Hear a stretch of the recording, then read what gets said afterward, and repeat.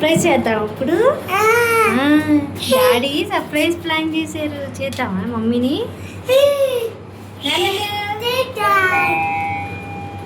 ఇది కాదు, ఎక్కడికి వచ్చావే? టకీలా. ఎక్కడికి వచ్చావు? Hi friends, welcome back to our channel బానస్ వరల్డ్. సో మీకు ఆల్రెడీ అర్థమయ్యే ఉంటుంది కదా, ఇట్స్ మై బర్త్డే. సో నా బర్త్డే సర్ప్రైజ్ మా వారు ఎలా ప్లాన్ చేశారనేది ఈ వ్లాగ్ చూసిద్దాం రండి.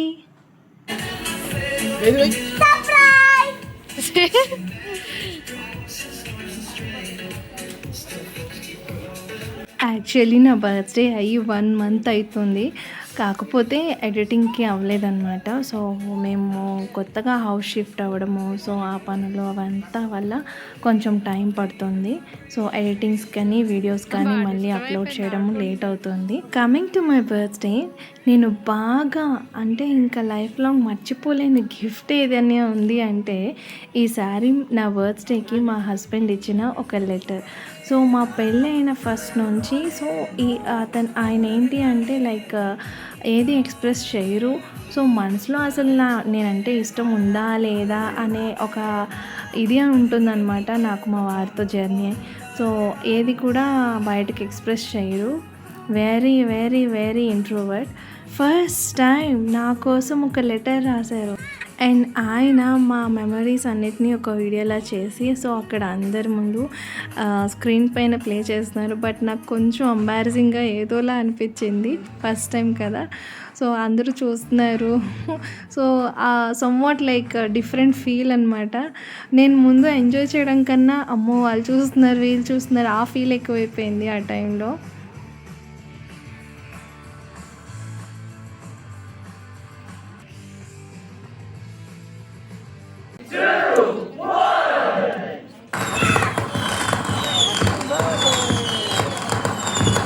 మమ్మీ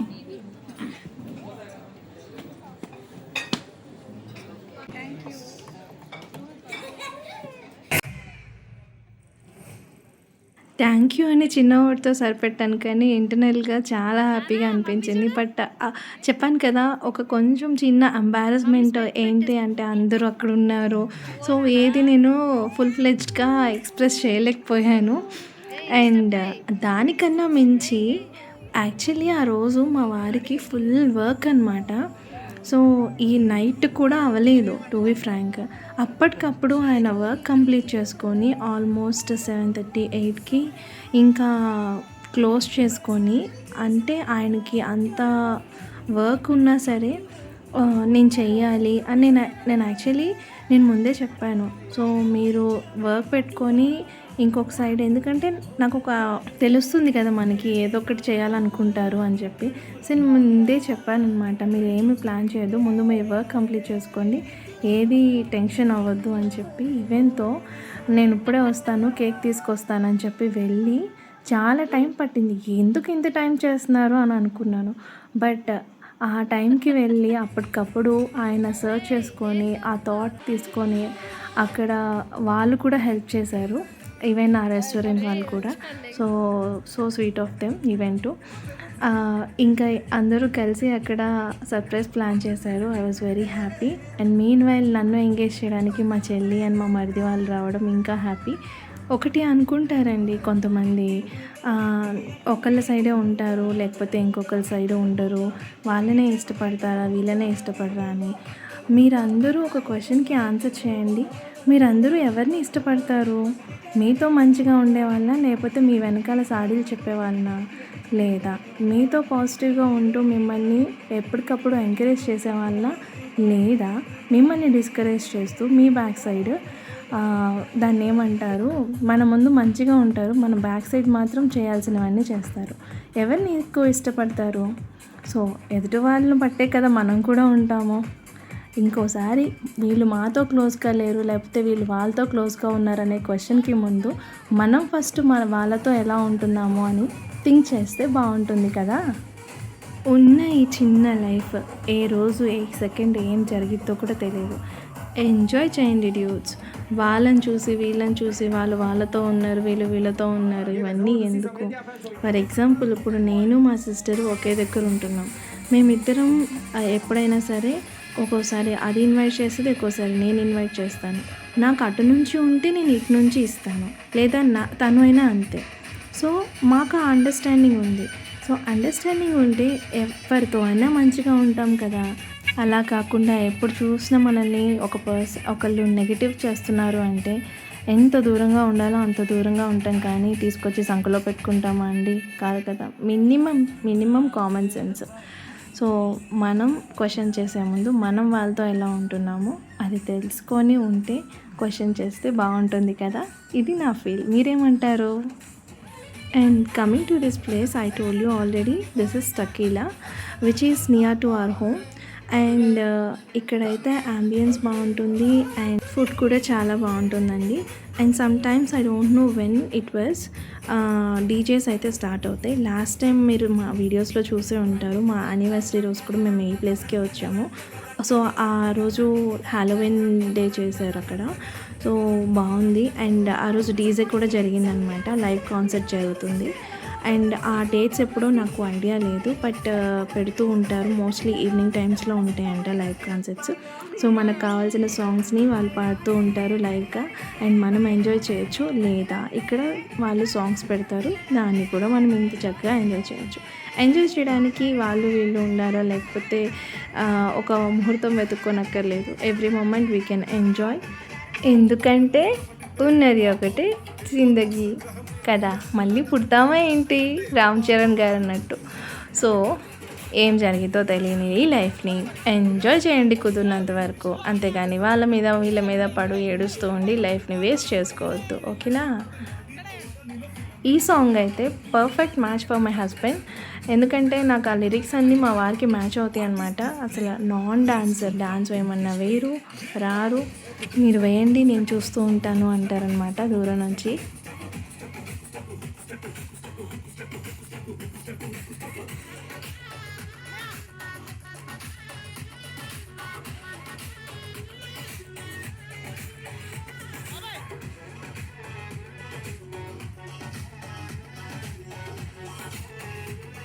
అండ్ అక్కడ కనిపిస్తున్న ఇద్దరు చిన్నపిల్లలు ఉన్నారు కదండి. సో అక్కడ వాళ్ళు మాకు డ్యాన్స్ పార్ట్నర్స్ అనమాట. అక్క అక్క అంటే ఎంత క్యూట్ అనిపించిందో. ఆఫ్టర్ మ్యారేజ్ కాదు, వేద్ పుట్టాక అందరూ ఆంటీ ఆంటీ ఆంటీ అని చెప్పి పిలిచి నాకు ఆ వర్డ్ అంటేనే ఇంకా అసలు బాబోయ్ అనిపించింది. ఆఫ్టర్ లాంగ్ టైం మమ్మల్ని అక్క అని పిలిచిన చిన్ని పిల్లలు వాళ్ళు నాకు భలే అనిపించింది అనమాట.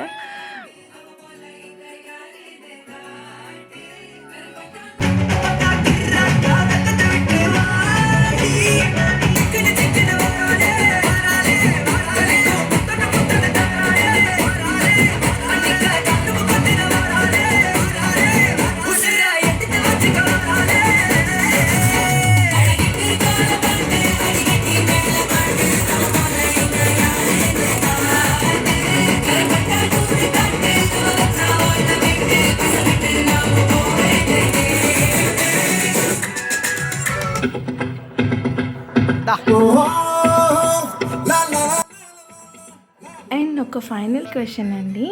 సో రిలేషన్స్ మధ్యన ఎఫెక్షన్ ఉండాలంటారా, ఈగోస్ ఎక్కువ ఉండాలంటారా?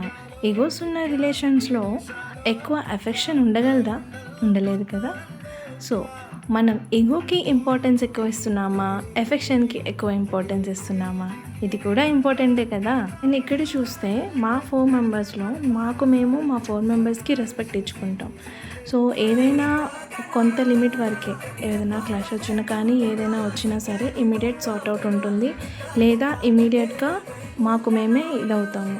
సో అలాంటి హెల్తీ రిలేషన్షిప్ని మంచిగా బాండ్ చేసుకోవాలనుకుంటాం కానీ దూరం పెట్టుకోము కదా. అలాగని ఎప్పుడు చూసినా లైక్ ఏం రీజన్తో దూరం అవుదామా అని వెతికే రిలేషన్స్ కన్నా ఇలా హెల్తీగా ఉన్న రిలేషన్స్కే కదా మనం ప్రిఫరెన్స్ ఇస్తాము, అవునా కదా? ఇక్కడ మా చిన్నోడు చూడండి, వాడి డ్యాన్స్ అసలు సాంగ్ వస్తే చాలు వాడి ఇంకా బాడీ అసలు స్వాగ్ అనమాట. స్టెప్స్ మామూలుగా రావు వాడికి. ఇంకా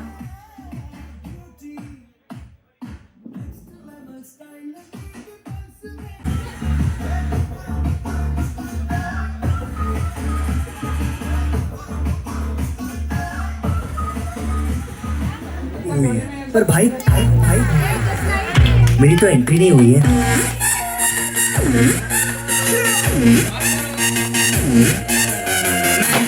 तू मेरी यार, तेरी फ्रेंड्स, तेरी गर्लफ्रेंड, तेरी एक्स, तेरी गर्लफ्रेंड का एक्स, क्यों हो गए सारे जंगली, क्यों हो गए सारे जंगली, क्यों हो गए हो गए सारे जंगली इकट्ठे।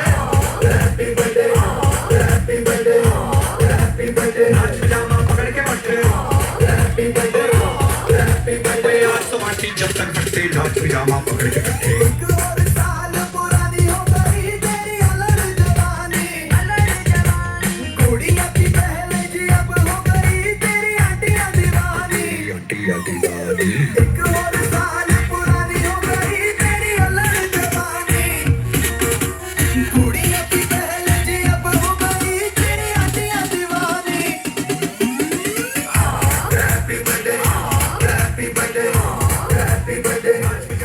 నాకు చిన్నపిల్లలతో స్పెండ్ చేయడం అంటే చాలా ఇష్టం. అండ్ నా బర్త్డే రోజు అది కూడా ఫుల్ఫిల్ అయిపోయింది. ఎందుకంటే వాళ్ళ మాటలు అండ్ వాళ్ళ కల్మషం లేని మా హార్ట్ నాకు మంచిగా అనిపిస్తుంది అనమాట.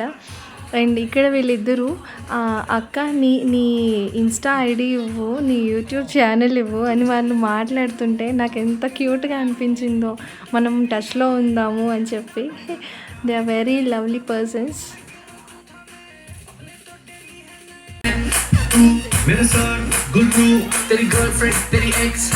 సో వేదాంశి నాకు రోజ్ ఇచ్చాడు. ఎందుకు అది మెన్షన్ చేస్తున్నాను అంటే, ముందు రోజు నా బర్త్డేకి రేపు మమ్మీ బర్త్డే కదా అని వాళ్ళ నాన్న అంటే, అవును డాడీ నేను గిఫ్ట్ ఇస్తాను మమ్మీకి, నేను రోజ్ ఇస్తాను అంటే, నువ్వు ఎక్కడి నుంచి తెస్తావు రోజ్ అంటే, నువ్వు తీసుకురా నేను ఇస్తాను అని చెప్తావు. చాలా క్యూట్గా అనిపించింది.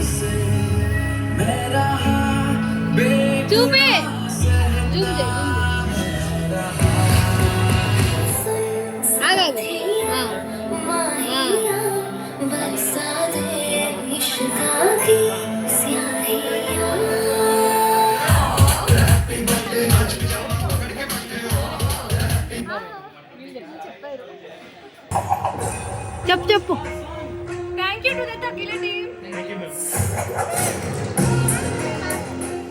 సో ఇదండి మా వ్లాగ్. మీకు కనుక నచ్చితే లైక్ చేయండి, షేర్ చేయండి, తప్పకుండా సబ్స్క్రైబ్ అయితే చేయండి కొత్తగా చూస్తున్న వాళ్ళైతే. See you in the next video. Bye.